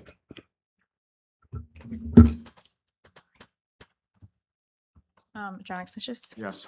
Mary Gito, Yes. Evan Singer, Todd Delon, Yes. Kayla Morgan, Ryan Oliphant. Yes. All right, next up, Trepwise Strategic Work Session. You're up, boss. So this is our last work session with Trepwise, who have been with us through a lot over the past couple of months. Matt is here as part of the team, which I know that y'all are all familiar with him by this moment in time. So I'm gonna toss it over to you. Awesome. Great seeing those who I've worked with more closely. Nice to meet you more formally, Evan and Todd. I think originally I had planned to, whenever I started off looking to make a hard stop at 7. I really appreciate the time y'all are taking to add this on to the end of the board meeting. So want to make sure that we get through this as smoothly as possible. As Michelle had mentioned, we'd been supporting you all during Michelle's leave, working closely with Ashley and Dara, as well as Mary and John, to really ensure we could capture some processes, act as a thought partner, and to be able to identify some kind of areas that we'd want to kind of continue and carry forth after Michelle came back. So, Ashley, would you mind? I emailed you a link to a presentation. Could you just pop that up really quick? I'll have to do that over here. I can forward it to you. I already wrote it downtown. Oh, you did? Okay. So when we're thinking about the desired outcomes for today, what we're really honed in on is developing a shared understanding of how Michelle's role is evolving and what she wants to focus her leadership energy on going forward. Bittersweet news that Ashley is moving on in her role. However, thinking about the capabilities that were gained while Michelle was out with Ashley and Dara's role, I think part of this exercise is to for Michelle to kind of share what her vision is for the future as it pertains to the DDD.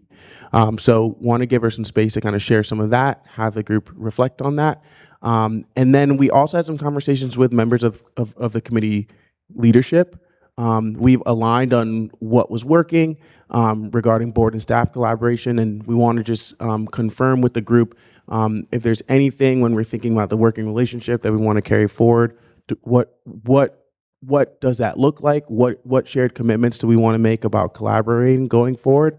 And then finally, just honing in on those shared commitments on how the ED and the board will work together in the second half of 2026. So the framing I shared with Michelle was that while her leave presented some challenges, there's also been tremendous opportunity that's come out of this.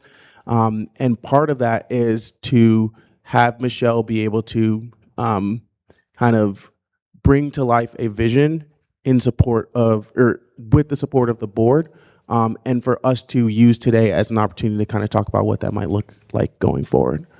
So with that, I want to give Michelle the floor. Oh, this is just an overview of how we'll spend our time. I just breezed you through that introduction. We'll go through Michelle's vision for evolving the role. Then we'll reflect on what board and staff collaboration will look like before we move into shared commitments and in closing. So Michelle, if you want to take over from here. Yeah.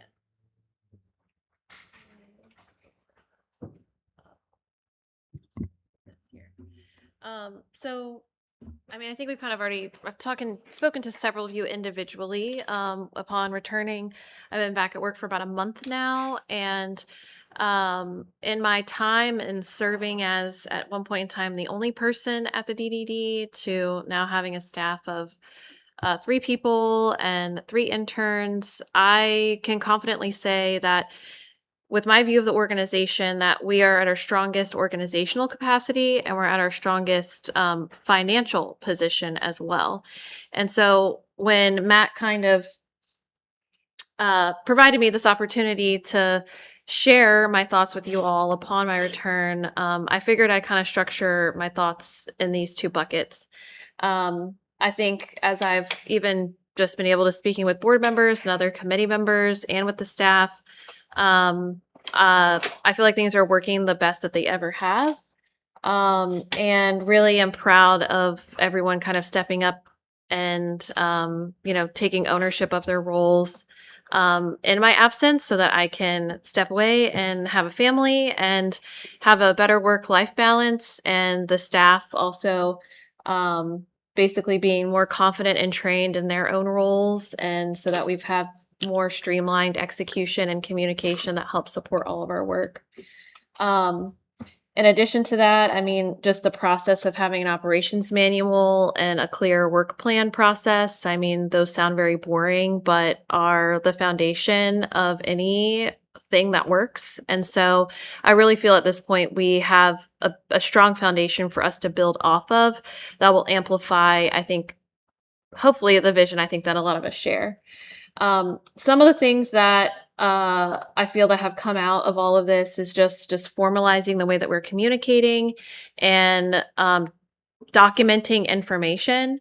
And so I think your language is like shared commitments. And so, I kind of like am seeing this as like, what are our touch points? What are the ways that we are sharing in the work?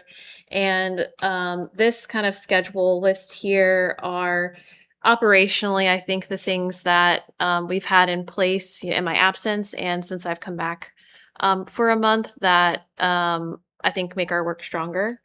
So you can just kind of see those here. I'm scheduling my own one-on-one with myself on Fridays.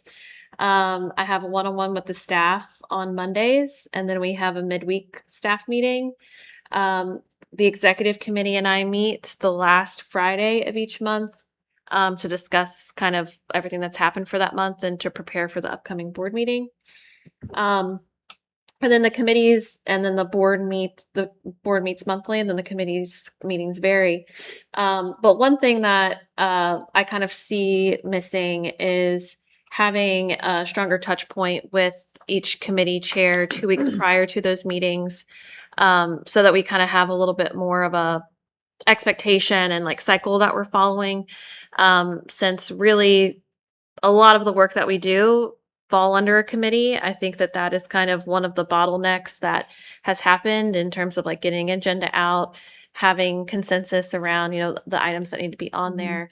So that's one item I would like to add, Yeah, but and I will say Ashley did that while you were out. She would get with us, not 2 weeks, but it was at least a week and a half before, and then she would send out these agendas for each committee meeting 1 full week before, and that was helpful. yeah. Just because it didn't seem rushed and we Right. weren't hurried to review it and approve it. So I think So that's good. I think really that just boils down to like getting it scheduled on people's calendars. So I don't think it's a big thing to add, because we have all these other items formalized, but just scheduling the time, making the time to communicate is really what all that boils down to. And I feel like that has really accelerated our capacity.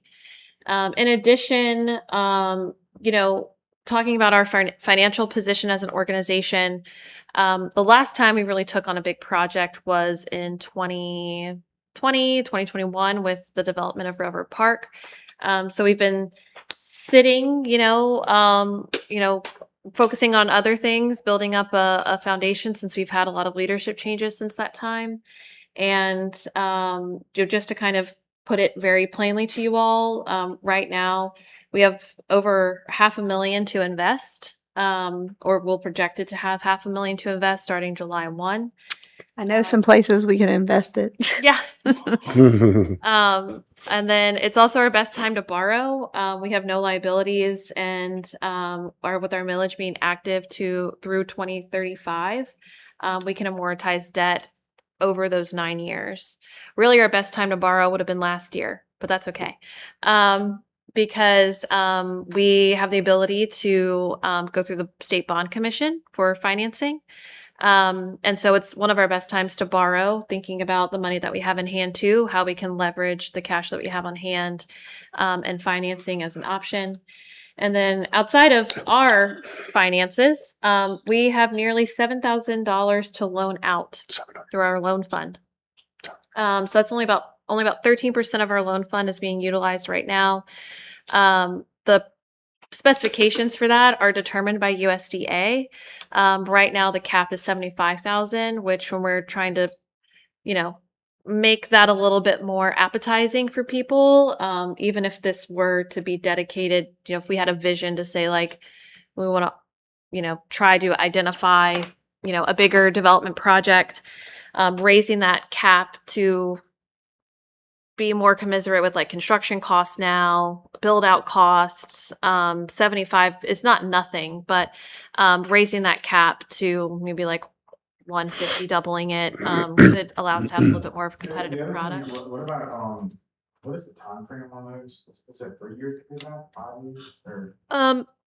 It depends on the product. So we have the one that requires collateral, which is up to 75. That's a 10-year term. So, but we go all the way down to 3 years. So just putting our loan fund and having the products that we're able to offer with the loan fund to be a little bit more competitive, I think with today's cost too, is a really strategic move on our part. And kind of when I think about, I mean, maybe this is like a little bit soft, but as I've been away for, a couple of months and kind of coming back with more family and also getting kind of pulled into other conversations with business owners of, people really feeling like there's people in downtown that they don't know, and some of the crime issues that we've kind of looked at as a community, and looking at these issues that just seemingly never end for us. It can be really hard for, I think, anyone to take a positive outlook on daily life. And for me in this work, like trying not to get, in the trenches has been a continual thing that I've had to fight back against in this job while being the director. And coming back, my vision really is rooted in this statement here. It's a downtown where people are provided opportunities to pursue their dreams, relationships and connections flourish, and everyone leaves with a deeper appreciation for Hammond's past, present, and future. Because to me, when I think about this place that connects everyone here, if relationships are really at the root of that, if people feel like this is a place of opportunity for them, and they can walk away feeling connected to it by understanding our history, by being thankful for the work that has been done by people prior to us, seeing what is here now from all that hard work, and also being in a position to where we're thinking about our future. I think that meshes with us, like kind of living in a dream place, just from my opinion. So some of these things that I've kind of put together for the moves that I feel like we should be making now are centered around that vision. And so I kind of used the priorities that we identified from the board retreat. These are listed in a separate document, but I think a lot of the time when we think about, well, what do? We can just kind of we can say like, we want a grocery store. And it's like, yeah, we want a grocery store, but it's like, how do we get to a grocery store? And so some of these things might sound like not like appetizing enough or like big enough, but these are things that like our staff, our committees, and our board will like logistically need to do, I see, in the next 6 months to be able to set us up to do that type of work. Because like I said, I do feel that we've built the strongest foundation that we've ever had. And in order for us to get to the point where we're able to seal a deal on a grocery store or seal a deal on a hotel, we've got to do these things to get to that point. So just some short-term capacity building items here. Like everything that has happened in my leave, I think maintaining that is vital. So those touch points and schedule that I already talked about, using the work plan document, which Ashley kept up with in my absence, and that being really the thing that we reference as the catalog of our thoughts as we have these touch points, I think is going to be essential. I already talked about this, but purchasing a DDD cell phone to improve our internal-external communication. Obviously, now with Ashley leaving, we've got to hire a new assistant director. And then strengthening our cultural district program through partners in place.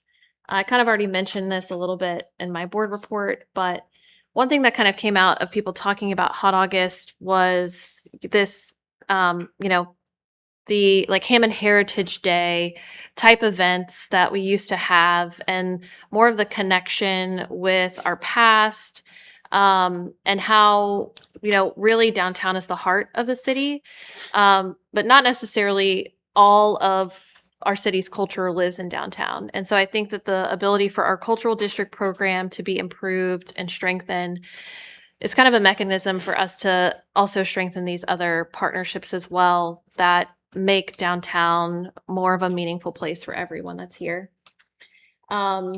Related to events and marketing, this kind of echoes the things that you were talking about, Mary, but really with us shifting, now hosting Hot August Night, since that motion did pass. Sorry, Todd. From a budgeting standpoint, we're basically not spending around 18 grand in stages and musicians. And so couldn't necessarily come to this meeting prepared with how we will reallocate our events budget, but that is something that we need to do so that we are kind of reestablishing our events with clear outcomes, and a target consumer in mind.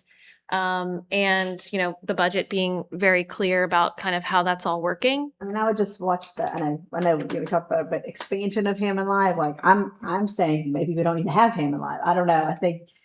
I don't know that it needs to be expanded. I think it needs to be rethought. I think it needs to be refined. That's what we're doing, though. We are rethinking it. We are looking at, it was not working completely. So Right. it's been recognized. Okay. And we're looking at doing how we sort of reorganize some of these other events and maybe reinvigorate live along with that, and then likewise in terms of the events overall with budgeting, there's still a lot of opportunity on the table, especially those live events, to really be self-sustaining through sponsorship overall too, which would reduce the squeeze on us. Yeah, and it's not even just the money. Again, it's just I know. when you put in the effort and 40 people are there. Well, I it's think that a worth lot it. of it had to do with scheduling that last one for sure, in terms of just what was going on throughout the parish as well. So that's something that we will have to take into account with our events going forward. I just think we need to, I've I just think talked as far as about events go, we also, I'm not saying we need to not have events, but again, I think we do need to be cautious and we do need to be aware of the concerns by the police chief and the safety, but it's not our events that are causing these things, but if it's, Police chief wants us to do more Hammond Live. he does. That's word for word out of his Yes, mouth. yeah. Because it is a, That's 40 people. It's easy. Right, because there's only 40 it's a people lower there. scale. You have to do much there. And some of them have had better turnouts as well. Yeah, okay. So But no, so we have actually taken into some account, even with those live events, right? With like our self-imposed sound ordinance and such, like the effects on residents. And Right. so, I mean, it is something, again, that is being completely looked at from head to toe there on viability and, Yeah. of course, what we're getting in return for it. So. and I guess I use the word expansion just because, right now the event has taken place in Kate Square Park, but that's to say it can travel around town. We can have it in Railroad Park. We could have it at the Pavilion. We can utilize other public spaces because that's really what our events do is they serve as a public space activation. And so, yeah, I think all of these components that are listed here, it's like, we have to put our minds on Hammond Live. Like, we gotta figure that one out next. Like, we figured out Hot August Night, at least for this year. And we got to figure out all these other ones and also build in a little bit more metrics as a part of these so that we have some, we should be counting the crowd at Hammond Live, which I think you'll maybe have done we'd only do Okay. probably And a once. small caveat there is the Hammond Live events serve more or less as our vehicle to service the community, right? Whereas some of these other events are servicing merchants or so forth and so on. So it is, again, something we're not completely wanting to throw out, but wanting definitely to cater to a bigger crowd or the right crowd, Right. So, and one way that I kind of see, I mean, as a public entity and kind of building off of making opportunities available and also not necessarily, people come to us, they're like, if someone has a question about an event or they want to do an event, they want to bring us those ideas. They want us to do the event for them. And I think there might be an opportunity there for us to say, like, well, we have all these people, we have talented people in our community. How can we structure ourselves to be able to facilitate our local talent? And that's where this kind of low budget event pitch program kind of came from. So it could only be like $500, like, or less than that. But if we just set aside like an amount of money where we say, we obviously put all the provisions in place. I'm actually meeting with Andre just to have better standards around granting of public funds, similarly like how we do for our facade grant program. We say, we'll offer four awards. Maybe it's $500 per award, and we host this like event pitch. Then we have 4 unique events that the DDD is not hosting, but that we're funding and that we're supporting our local event organizers. So it's like someone wants to do like a really cool, like Alec with Planet in the Park. That's a music and art festival that takes place kind of during the day on Saturdays in Kate Square Park. That's a type of local person that is already kind of doing events on their own. And this kind of allows us to support people like that, but not taking responsibility for planning these types of events. And so I can't, I could probably list other ones, but I'd be really interested to see kind of how structuring ourselves in a way to make those types of opportunities available to people, not only, have more interesting things in downtown, but also communicates to the community that we're truly here to serve them. So yeah, that's one thing that I think would be worth our time. And then you can kind of see just these things we were already talking about from a destination marketing standpoint. Antoine Marketing Design, I know that Kayla's probably mentioned it, but their in-kind contract with us really was done and offered to us because they wanted to amplify the presence of downtown Hammond as a destination, and not necessarily only focused on our event promotion, but downtown as a destination. And so we have a couple of months left of our contract with them, and some of the things we have left in place are, I think, going to be really exciting that we're going to be building out. So that's already on our docket of things that we're doing, and I'm interested to see how we kind of grow in that space. And then already kind of mentioning this downtown sweepstakes that really serves our merchants. Less easy moves to make now. This is really all aligning with the infrastructure improvement master plan that we have underway with McKnight Landscaping, and kind of echoing all the things that Mary had said when she was delivering the design committee report. But really what's on the table is $1.4 million in construction money for downtown. And as a first priority of being able to align all these various pockets of money with that plan, over the next 6 months I see being a potential. That doesn't mean we're going to be breaking ground anytime soon, but that's the potential there for us to be able to work in that space. Finalizing UDC revisions, less as a technical kind of aspect, but our development code within the city is what gives us the ability to say what downtown looks like outside of the historic district.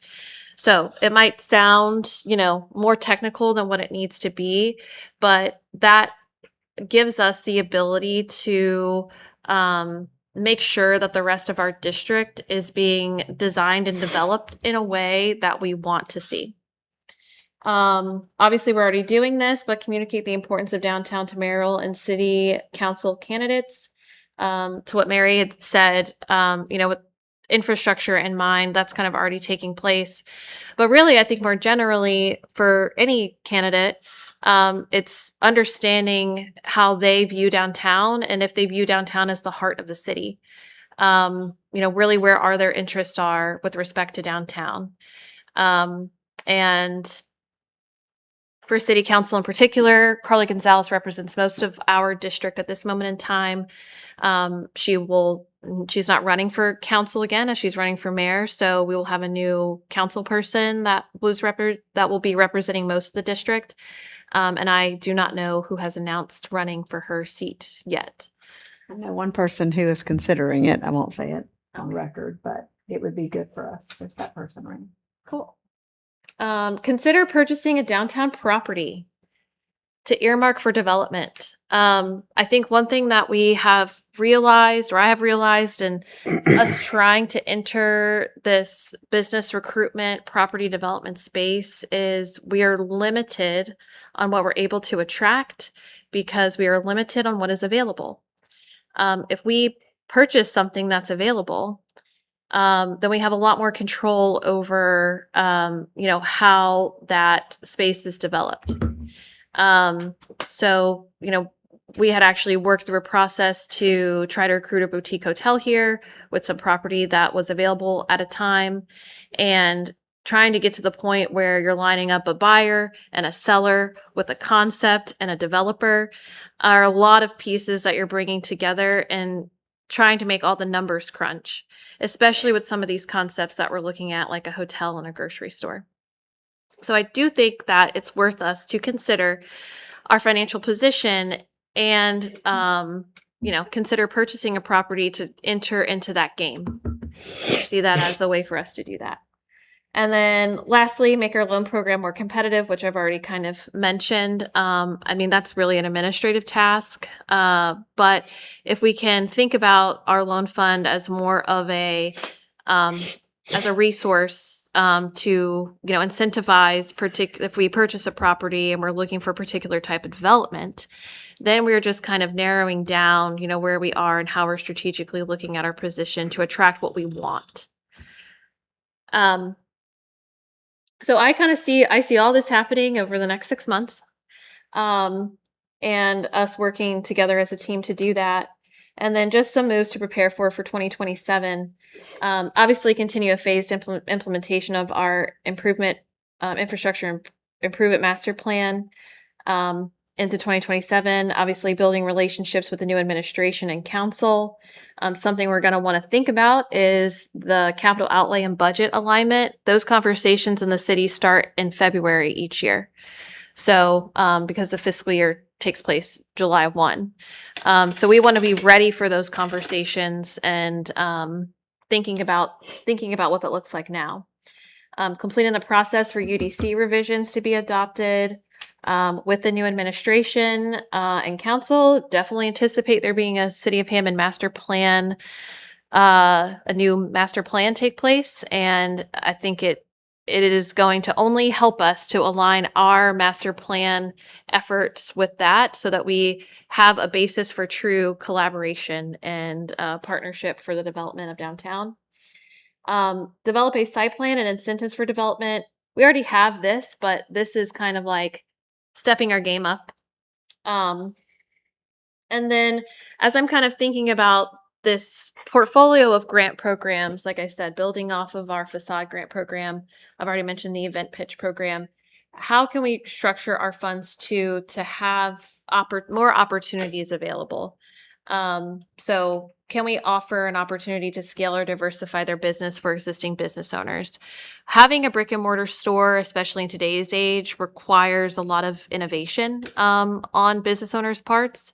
And these programs I don't necessarily see as a means to cushion things that are not already working. But if there's a business owner that has an idea and they want to take it to the next level, how can we help them do that? And then also thinking about this pipeline and business incubation kind of space. I didn't really put it on here this way, but really when we think about our farmers market being a place where, we either have people who are turning their hobby into a business. They might be very happy selling their product in markets, but how can we work with some of those that are interested in scaling to a brick and mortar like we've seen with Batter or Bento, and help them help them have that opportunity, especially in downtown. And I think having things like that in place would mean that, you know, we have these properties available. We have these relationships with property owners to try to tee them up to get them into these spaces. And so the inherent nature of all that is really connecting all these pieces that I think seem so disparate right now. And then obviously we'll be executing our portfolio of events and campaigns with all those things that we're flushing out over these next 6 months for 2027. So, you know, I like thought about a lot of ways that I could talk about these like ideas and concepts. And really I was just like, where are we at? What do I think that our position is right now? And where do I think we need to move next to hopefully get to the point where we can say downtown has a grocery store, downtown has a hotel. We've opened X number of new businesses within our district. You know, downtown is now a destination. So all those things that kind of like feel just as like taglines of places that we want to get to. I put this up here so that we can kind of work towards those things over the next couple of months. Before we move into this last section of the agenda, I'm curious what resonated with the group most as we're going through the vision for the rest of the year and into 2027.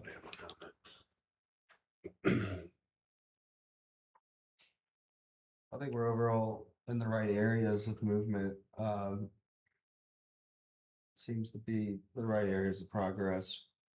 From my viewpoint coming in, some of the grander projects like the store and the hotel are something that, like you said, we really kind of need to iron out a lot of the smaller details before we get there, but I think doable things. My curiosity, I think with us moving forward, it's really going to be moving forward with that new administration and whether or not the plan that we put together does get, you know, married together with what the historic board's doing, what the new administration wants from their permitting office, so forth and so on, right? That would be the thing that I think honestly is our biggest challenge going forward, is not just what we do here, but the way we can work with these other entities across the city. Yeah, I agree. And I've been working very diligently the past few months to try to help bridge that gap. It's very difficult. I know. Very, very difficult, but hopefully we'll have fresh administration and people willing to listen to ideas. And I like the fact that we are, and we seem to be in a good financial position right now to be able to support a lot of these things. Yeah, I agree. You know, and like you said, like the grocery store and all those kind of things, I think if I look at that master plan for us to be able to get this town to look more cohesive, and we're gonna, you know, spread out more to be around these businesses and stuff that's more attractive for somebody to want to open up. Right. You know? Well, we talked about the destination marketing too, so I was kind of curious to elaborate upon that a little bit more, because I think that's a big part of it. Like, we can destination market, but if we don't also develop the destination, like if we Right. don't marry these things Right. together, then I do think it's critical, and Where- it's not only beautifying, but it's making it cohesive. It's making it seem upscale, or, you know, more upscale, more intentionally thought out and I like designed. y'all's design on that, the thorough way there between the Yeah. parking malls. I think that's And the thought was that it would repeat. Something It would that repeat throughout all of downtown and sort of become gets a overlooked connector. in this Yeah. town, right? Or those sort of convening spaces. I think that's a big thing, but Yeah. yeah, if we can convince everyone else to get on board with things. That's why, I honestly think that, I think we're in a good position with, Nikki Mascarella is all in. I've had many, many conversations with him, and I know Michelle has as well.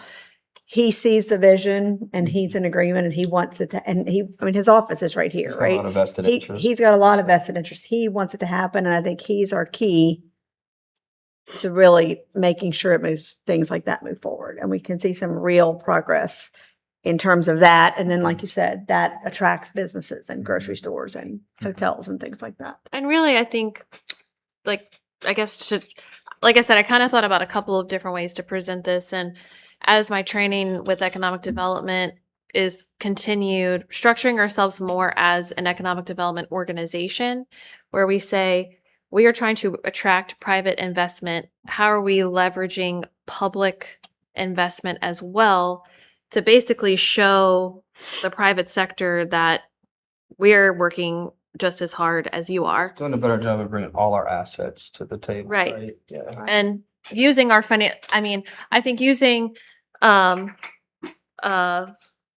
reason why the DDD really existed was to leverage with the city for these for capital outlay, for downtown improvements from an infrastructure standpoint. And we haven't even really gotten there. But I think all that to say, everything that we have done, everything that we can do over these next 6 months puts us in a position to talk to the administration, to talk to our elected officials, to say, like, we do mean business. Yeah. And we are ready to work to make some bigger things happen in Hammond. I am very curious about people's appetite to purchase a downtown property. Purchase what? A downtown property.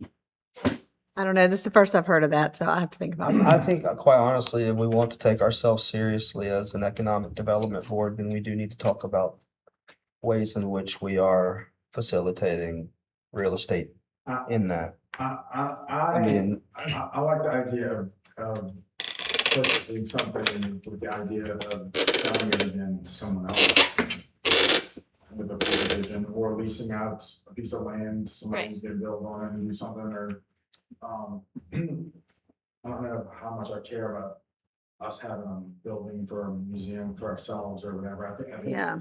I think if it's an opportunity to take a property that maybe is blighted, that would be at a derelict, certain level cheap. to have a developer take it over and buy it. And it could be a business or even housing. I mean, or I if it's think, land. right. I think housing as well is something that is needed in downtown, and from an infill strategy, I mean, obviously mixed use, but also other housing options. So that's more of a bigger conversation. But with our financial position, I mean, that's really where I see us having the biggest impact to show visible progress in I would say- Yeah, I don't know. I don't know. I think implementing this, getting this master plan implemented is more visual. I think that is progress Well- that affects more people. Well, so basically, when I'm thinking about our financial position, it's do we finance public infrastructure projects, or are we looking at how we enter public? Are we looking at how we develop private property, basically? And I think that is a space that other bigger DDDs are they're in both of those. So they're in property development, and they're leveraging all these dollars for infrastructure. I think since we have the commitment that we can more or less easily secure dollars for public infrastructure, I'm kind of more interested to see how private development is something that we can take under our wing. I think the plan, the purchasing property would be sort of like the next step beyond getting the plan in place, though, in terms of we need that. Yeah, I don't want to put the But- cart before the horse and then not get anything But I will done. say, I think that in the future, like, say that's phase 2 of what you're working on, right? And I see it that way in terms of it does create a level of control for us as the DDD in terms of, how that private property is developed with our design guidelines, right? Like, Right. and so I think that it would legitimize us in some ways. I don't know if we're there. I mean, I know that we do have this capital, but likewise, I think that placing it into some other areas may be the better thing for us. Coming from someone who owns 6 commercial buildings in downtown Hammond, this is not something this entity wants to get into. it's a mess. Is purchasing real estate. The only reason we would ever consider doing that if it was rental property that could generate revenue, but then again, the expenses that come along with owning old historic downtown buildings it's a nightmare to manage. I think blank Trust me, I lots do a and lot of it. I do it all myself. would be the style. So I think that, I think we should focus on attracting people to come to invest into our city. And the other half of that is there's really nothing for sale in downtown Hammond that's worth purchasing because they're usually blighted and they need a lot of Well, work. I'll give you an A lot example of something. expense, I'll yeah. give you an example of something like that's, this is just me throwing this out there, is the Longs, the Discovery Building that was torn down.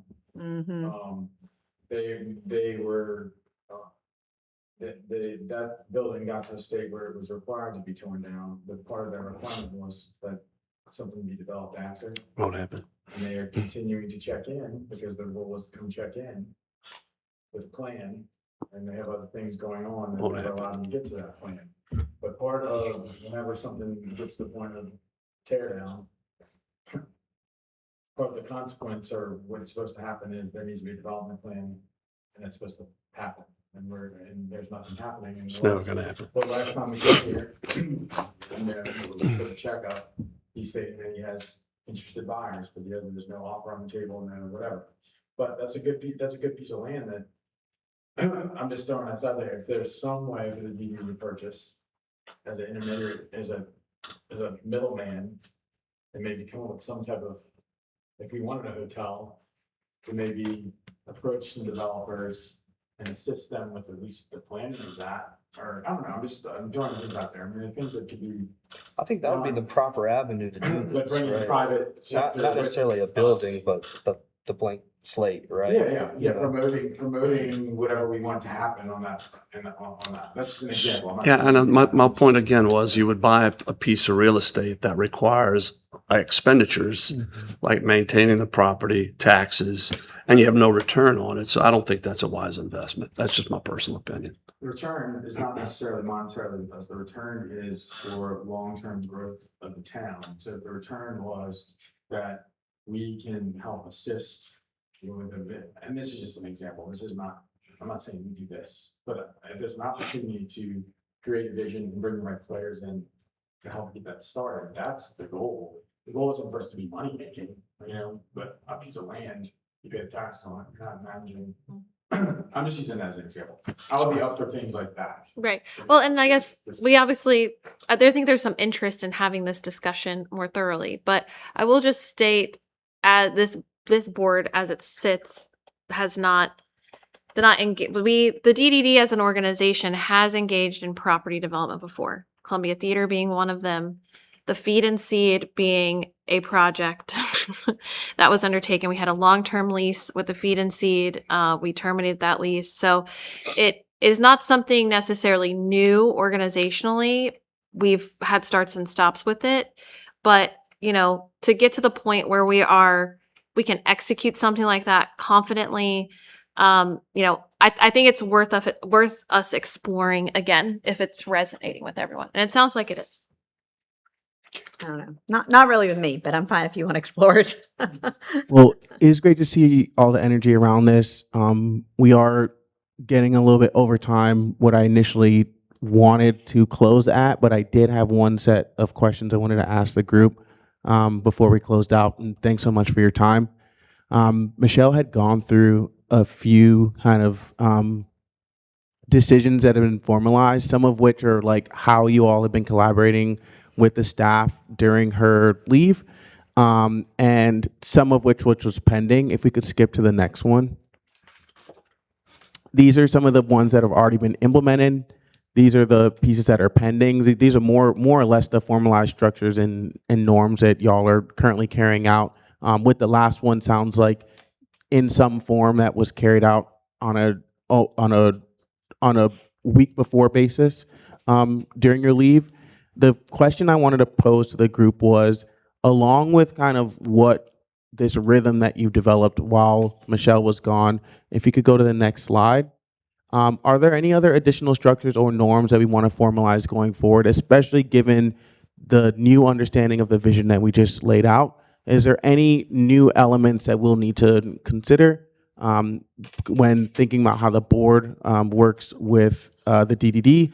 And I'm curious where you all feel you can add the most strategic value in the latter half of 2026.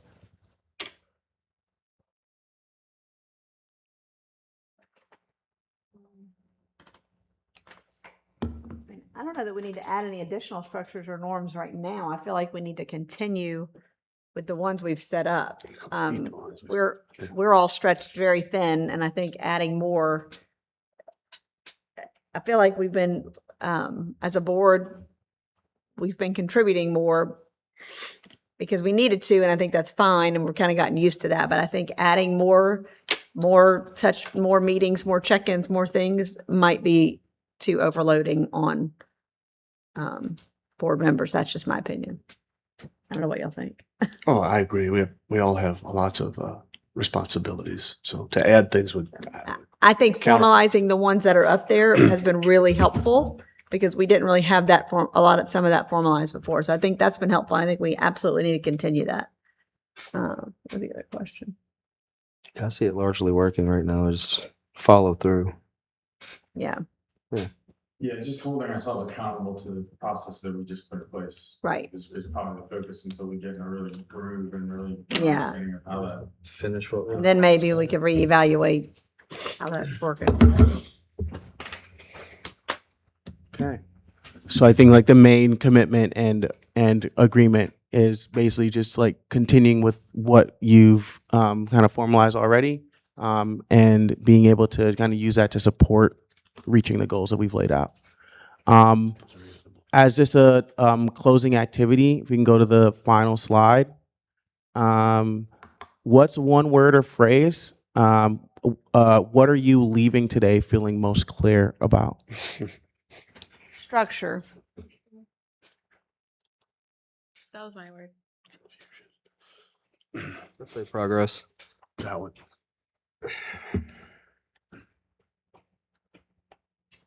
I would say collaboration. I'll work towards better collaboration. Yeah.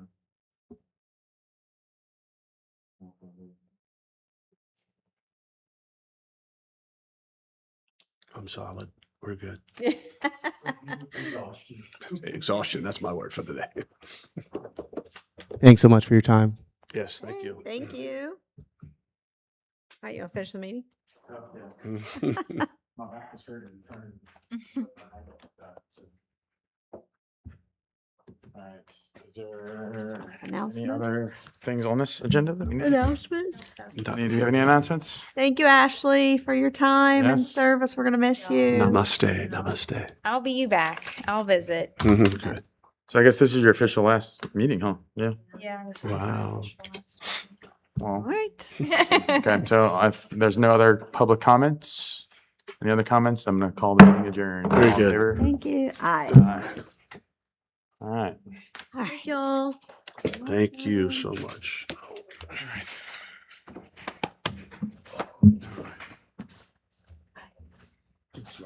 Yeah. Yeah, when's the start district meeting now? Respond.